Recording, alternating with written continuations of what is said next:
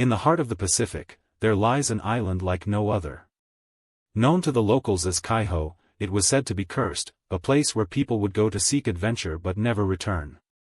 The stories spoke of strange occurrences, disappearing settlements, eerie whispers in the wind, and an unshakable feeling that one was being watched. It was 1955 when a group of scientists decided to investigate these claims. Led by Dr. Emma Taylor, they set out on a mission to uncover the truth behind Kaiho's mysterious reputation. Their journey began with a series of interviews with islanders who had ventured into the forbidden zone. There was Marcus, a young fisherman with a story of finding an ancient map etched on a piece of driftwood, Rachel, a retired teacher who spoke of hearing whispers in the night that sounded like a child's lullaby, and Jack, a local guide with tales of encountering shadowy figures lurking just beyond the tree line. As the team dug deeper, they began to notice a pattern. All those who ventured into Kaiho and returned spoke of an overwhelming sense of dread, as if something was waiting for them. Determined to find answers, Dr. Taylor led her team further into the heart of the island. They encountered abandoned villages, overgrown with vines and creepers, skeletal remains of ancient trees, their bark twisted into grotesque forms, and eerie soundscapes that seemed to reverberate through every cell in their bodies. It was as if Kaiho itself was warning them away. But Dr. Taylor refused to listen.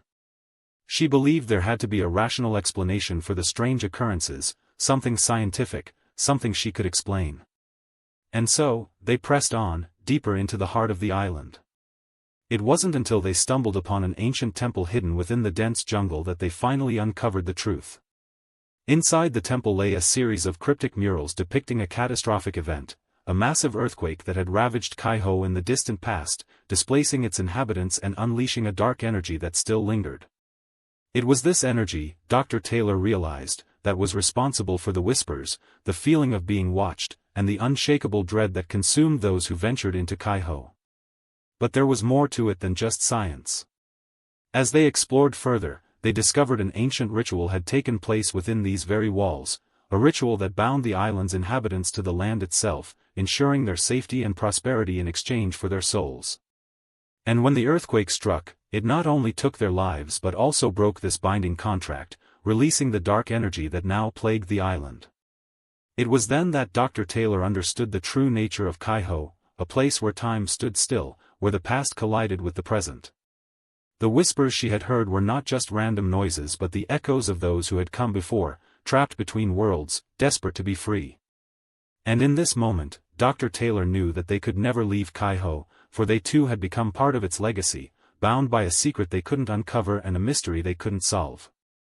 As I stood on the edge of the island, watching the team pack up their gear, I couldn't help but wonder, had Dr. Taylor finally uncovered the truth behind Kaiho's mysterious past?